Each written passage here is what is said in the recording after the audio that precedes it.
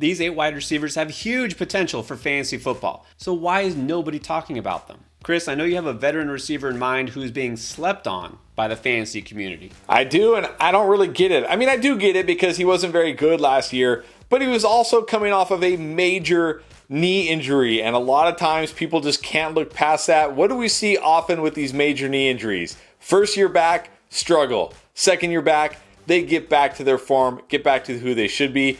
This is a guy as a second-year wide receiver, had over 1,100 yards. He's in one of the league's best offenses. He's tied to a quarterback that can get him the football. He's a vertical threat. He's a good wide receiver. He's still relatively young as he's only going to be 27. I know a lot of people think the Cowboys are going to go out and add a wide receiver. I'm not so sure because they did sign Michael Gallup to an extension. I think this year, Michael Gallup, 100% healthy, shows what he's capable of, and people are just not even on him at all this year. I don't understand it. Now, I've got a vertical threat in mind, and somebody I guarantee is not being talked about because a lot of people still don't know who he is. Undrafted, out of Weber State. This is a player who definitely showed what he can do, and that is get deep and make big plays. Averaged 17.5 yards per reception last year. That's the kind of playmaking ability you want in your lineup. There are very few receivers who go off every single week. We know who they are. When you're looking for somebody who is a late round value, who is a sleeper, you want the guy who can pop off for those huge games.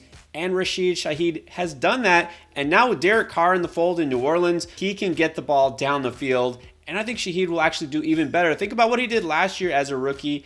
That was with Andy Dalton at quarterback. You can't tell me that he's not primed to take another step forward. There's even more receivers going under the radar, and here's somebody who might have a change of address in 2023.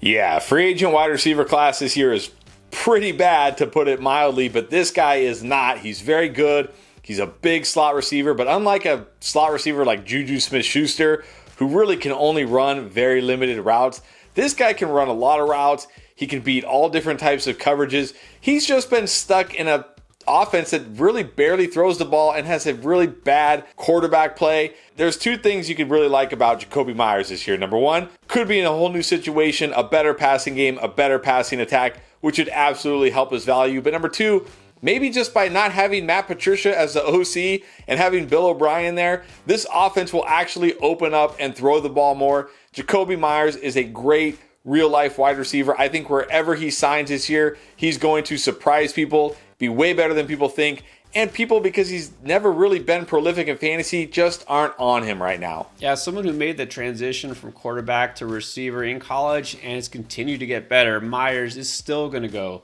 under the radar.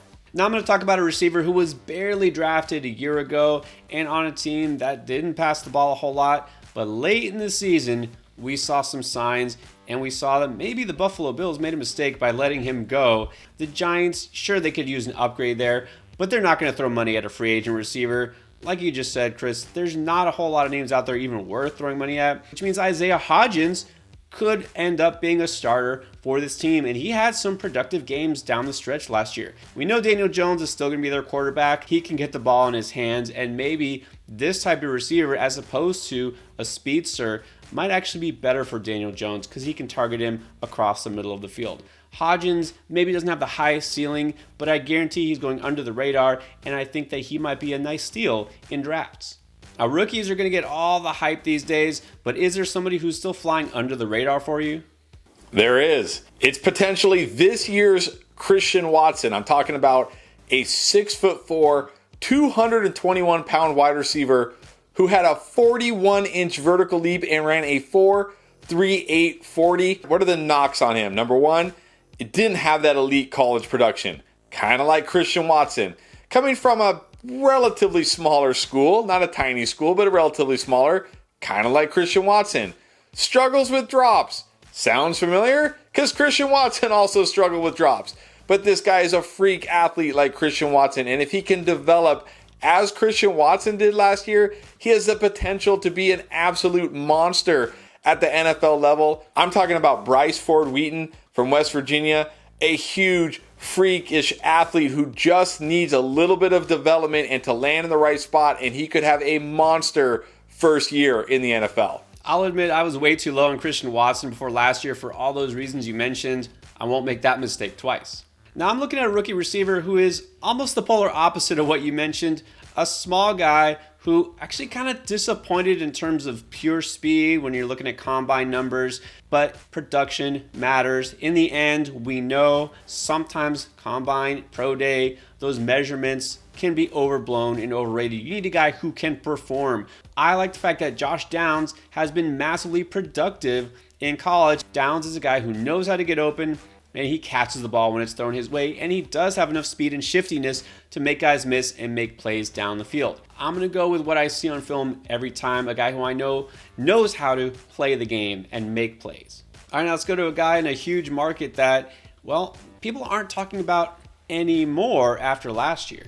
Yeah, an endgame favorite here who really disappointed and kind of disappeared last year, but was great as a rookie, is going to have a new offensive coordinator this year. And even though he's not going to have Derek Carr, will almost certainly have a new quarterback, maybe Aaron Rodgers. We shall see. This is a great player. Maybe got a little bit in his own way last year with some of the stuff he said, his attitude. Hopefully that's all fixed because the talent is absolutely there with Elijah Moore. I think Elijah Moore bounces back this year. He delivers what people hoped he would do last year, us included, in year 3 with a new OC, a new quarterback, a new situation. I like Elijah Moore. I think people have given up on him too fast. You know I'm an Elijah Moore fan. I just hope the situation turned out in his favor. But if so, you know that he's a guy who has the goods if the quarterback situation is right. And I want to talk about a guy I loved before last year. Didn't quite get it done as a rookie, but there's no better breakout candidate than somebody who's kind of like this post-hype sleeper, somebody who didn't do much as a rookie, and it's not like the talent went away. There's no injury to worry about here.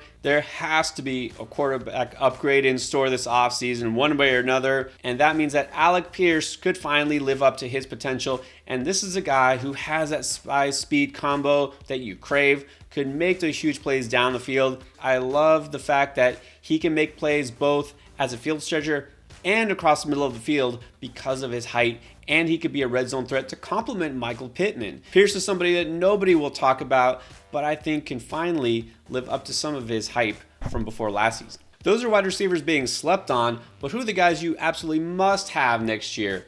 Check out our top 12 receivers that you should be drafting everywhere.